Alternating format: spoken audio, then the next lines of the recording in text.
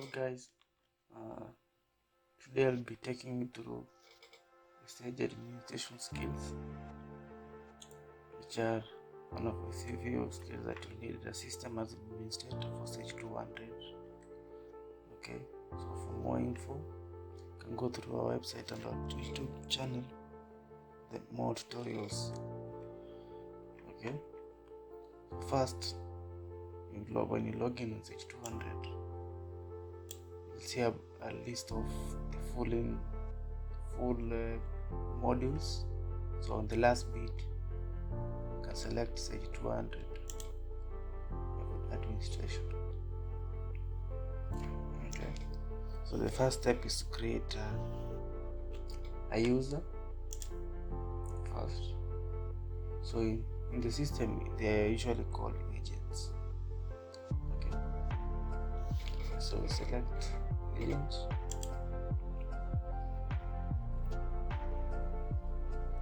Okay.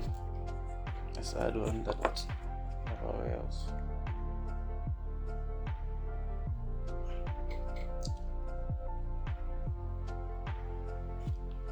Okay, let's call it map.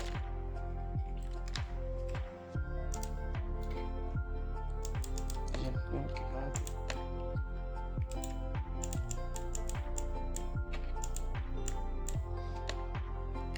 Okay, full name. Here you can add the contacts. Here you can add the address, more info about the user. Okay, so here it will automate it so that when the user log is in, here she can be able to change the password according to their need. Okay, this is why you select the specific warehouse the password wants. So we select project is still in the headquarters. So are they allowed to use purchases? So you can say only using Kimathi for purchases, and the house is still Kimathi. Other transaction, they might need to use these damaged goods. So master for all of it is okay.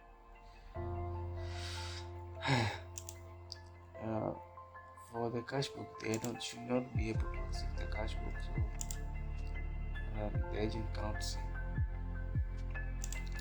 This is permission, system tree, which includes the modules. But for this part, we'll select a feature called agent grouping. We should be able to group the user in a way that guides through the feature matrix or the feature matrix. Okay, so we don't really need to go through the whole process of designing what is the use. Okay, so what we'll do, we'll come back here. As of now, we have a couple of groups, so let's try and redefine those plans.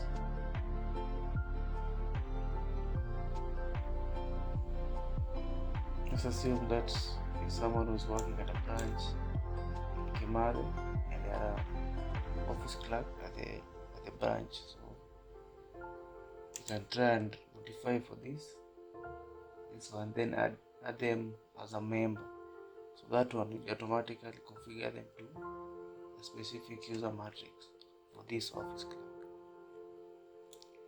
Okay, it's modified. Okay, can maximize it like this. Okay, they'll need the desktop for notifications. So that one is important.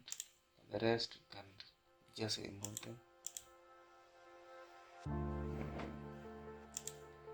So we should be able to see a few of the customer reports. On reports.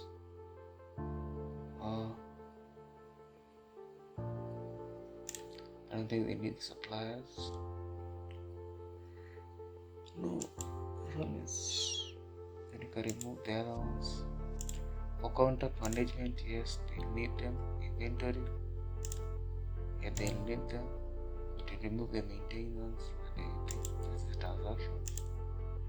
So you can modify the transaction. You should not be able to adjust stocks. Okay, bin transfers, credit notes, they still need it. GRVs, still need it. Okay, invoicing not yet. Channel, no. Update the prices, no.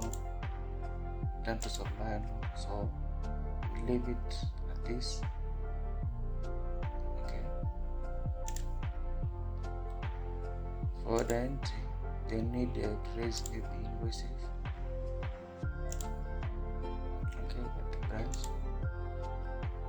But you can set them up to be using the POS, so actually no. Okay, bill of no.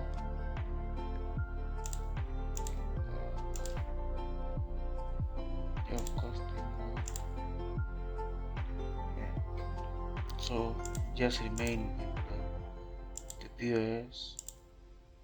Yes, I think that's it.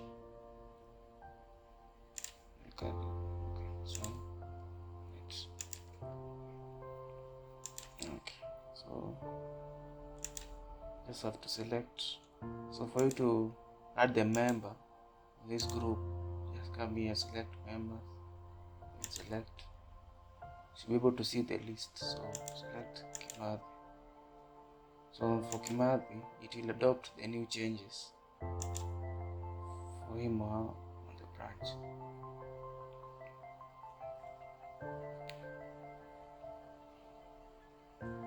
Okay, so let's try and log in as Kimathi. See. Okay. See how the features have been allocated for. Awesome. Okay, as you can see, we do have a customer, contact, inventory, POS. Okay, so that means they have been already configured that rights matrix. Okay. The next thing is to show you how to back up a database using Sage. Okay.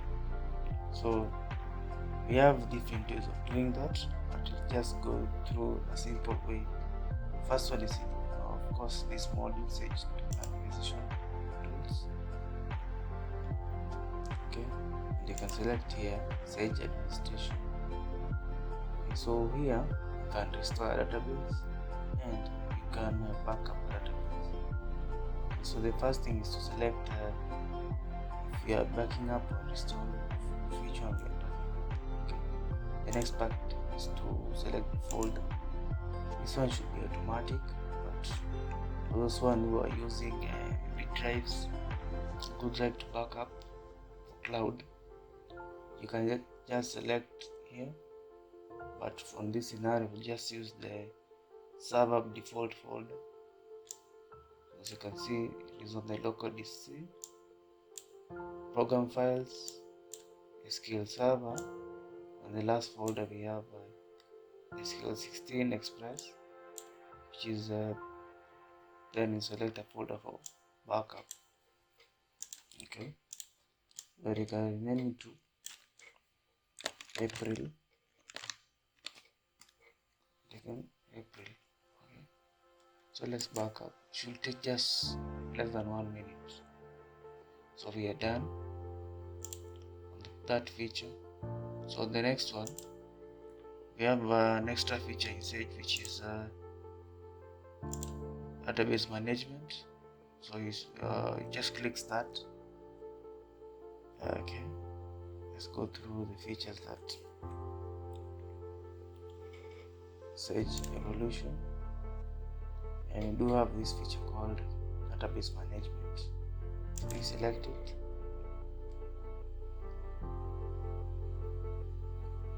It's quite straightforward. Okay, so remember it just come here as a plain item. So you select the instance of the server, you select the database. So here you should be able to see the tables, the views, and the stored procedures. These are background items for running the ERP. So this one are more advanced for the SQL Server administration. Okay, but yeah, so these are the few things that you can do. They attach, but these are the extra ones. You can delete the database, restore, make changes to the properties. But in our scenario, what you want to do is just to back up. So let's back. Okay, same procedure. Differential is more advanced. Okay, you do not need to truncate the log. Truncate is to delete. So okay, for our case we do not really need to do it afresh, so we just want to overwrite the one that we have done. So we just select the last backup, which is April, the one that we have done, and it should be done that. Okay, so that's the other one. So the last one should be able to set up the SMTP or the email configuration. Okay, so on the Sage Evolution module, you select system tools, or not really system tool, I think it's on the configuration. Yeah, sorry for that. Then wizard. Okay, so make sure at least you have the configurations, the SMTP. Basically, you just come here, select the provider that you're using, maybe it's Gmail, Outlook. Yes, let's say like this Outlook. So you'll be given the server that you're using, that will go in server, then the name of the user. Okay, let's just use the name of the user, maybe it's just say DNS. Our domain for company. Let's give a simple scenario.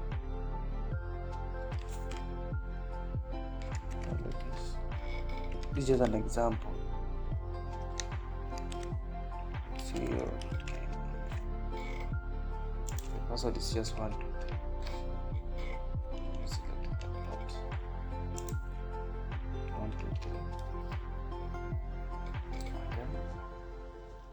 So here we'll select the name of the password.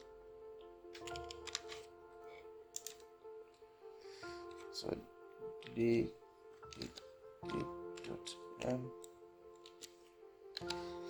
Technologies.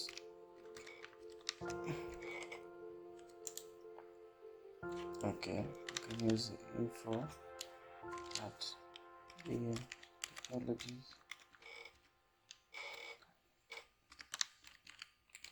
.ke. Our test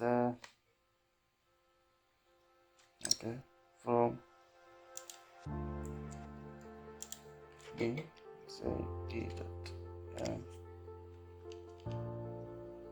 Dennis at D.M Technologies. This is a simple. Okay, so I think this one will be a bit more direct, but this is how just set up. Okay, so if you require outgoing server authentication, select here, use the authentication configured, and be good to go. So you can test it here. Okay, but that's just the basic way of setting up. No more of that. Okay, so there's another security feature which you can set up the password length, which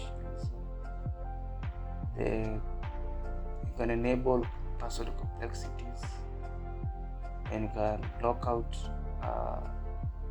the users, if we have malicious activities, we say one of three, two times after a few minutes they keep on. See here, if a user, okay, let's select maybe the user logins 10 times, and they locking them out. So these are the few things that you can use with Sage 200 to maximize security. So with that, I think I'm done for today. These are just the basic things that you need. The extra one are more advanced and accounting configuration. So for more info, you can check out our website, which is www.dmtechnologies.co.ke to inquire about more products and see what we offer. Okay, so have a nice day.